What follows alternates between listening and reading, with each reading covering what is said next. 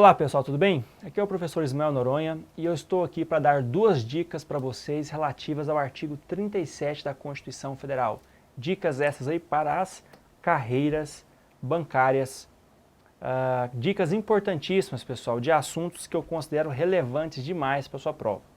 Uma é a dica do artigo 37, parágrafo 4º, que fala sobre os atos de improbidade administrativa previstos na Lei 8.429. Pessoal, preste atenção. A prática de atos de improbidade administrativa poderá importar nas seguintes consequências. Primeiro, suspensão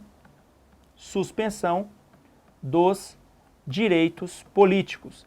Você volta lá no artigo 15 da Constituição Federal que você vai ver as hipóteses de perda e suspensão. Uma dessas justamente é a prática de atos de improbidade administrativa. A segunda consequência que poderá advir de quem praticar um ato de improbidade administrativa é justamente a perda da função pública. Então, se for um servidor público que praticar esse ato, por exemplo, ele pode perder o seu cargo público. A outra é a indisponibilidade, vou pôr aqui em resumo, tá? Indisponibilidade dos seus bens. O que é indisponibilidade? Você, como proprietário dos seus bens, tem a possibilidade de dispor de vendê-los, alugá-los, enfim, fazer o que você quiser, desde que previsto na lei, com os seus bens. Indisponibilidade dos bens é quando você perde esse direito, justamente para que esses bens garantam a próxima hipótese, o ressarcimento ao erário. Você praticou algum algum ato de improbidade administrativa que gerou dano ao erário, você vai ter que ressarcir, ressarcimento ao erário, aos cofres públicos. Essa indisponibilidade dos bens é justamente para garantir, caso você seja condenado, que esses bens sejam levados a leilão e o valor seja destinado aí ao Estado para que ressarça os cofres públicos do dano que você causou. E aí, é possível ainda, observação, a ação penal cabível. Cabível. O que significa isso?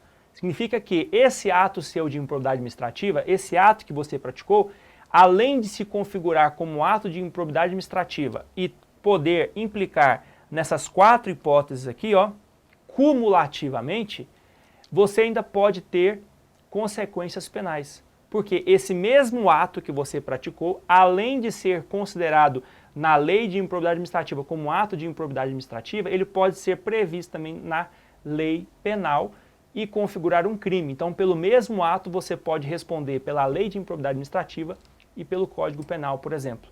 Então, o mesmo ato poderá implicar nessas sanções previstas na lei de improbidade administrativa e também sanções penais. Por isso que aqui diz sem prejuízo da ação penal cabível, porque você poderá ainda sofrer consequências penais deste ato. A outra dica é a dica sobre a responsabilidade civil do Estado. Pessoal, a responsabilidade civil ela é baseada na teoria do risco administrativo. Risco administrativo.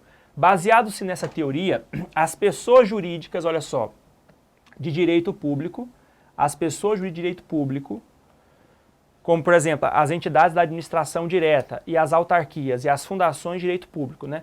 E cuidado aqui, as de direito privado, prestadoras de serviço público. Por exemplo, empresa pública e sociedade e economia mista são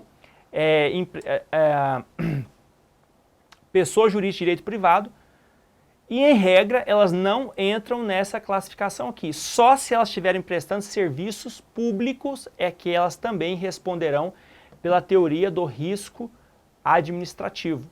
Essa teoria do risco administrativo diz-nos que essas pessoas jurídicas de direito público e as de direito privado, desde que prestadores de serviço público, responderão pelos danos que seus agentes nesta qualidade causarem a terceiros. Essa aqui, então, é a teoria do risco administrativo que fundamenta a responsabilidade civil objetiva do Estado. Essa responsabilidade civil objetiva implica justamente nisso. Qualquer agente de pessoa jurídica de direito público ou de pessoa jurídica de direito privado, prestador de serviço público, que causar um dano a terceiro vai obrigar essa pessoa jurídica ao qual ele está vinculado a pagar, a indenizar os danos que esse agente causou a terceiros. Então é sempre aquele exemplo da ambulância. Se uma ambulância atropela um pedestre, em regra, o Estado vai ter que pagar aquele dano que o seu agente, motorista, implicou aí com esse acidente. Essa é a regra, tá ok? Aí a jurisprudência vai estabelecer alguns detalhes, mas eu não quero entrar nisso, porque senão vai ficar muito grande a dica. A dica aqui é mais simples. Regra geral é isso. Agora, é possível que, se esse agente praticou esse ato com dano ou dolo, o Estado possa entrar com uma ação regressiva contra esse agente para ressarcir o valor que ele pagou ao terceiro. Ou seja, esse motorista da ambulância atropelou, o Estado tem que pagar, regra geral, sem conversa, tá ok? O Estado tem que pagar o que foi atropelado. Depois que o Estado pagar o atropelado e for verificado que o cara estava bêbado, por exemplo, o Estado vai poder entrar com ação contra o motorista bêbado por causa da sua imprudência, ou seja, por causa da sua culpa. E aí, cobrar desse cara, desse motorista, o que ele pagou ao atropelado. Essa ação regressiva, então, é uma ação contra o agente do Estado que, por dolo ou culpa, tenha causado esse prejuízo.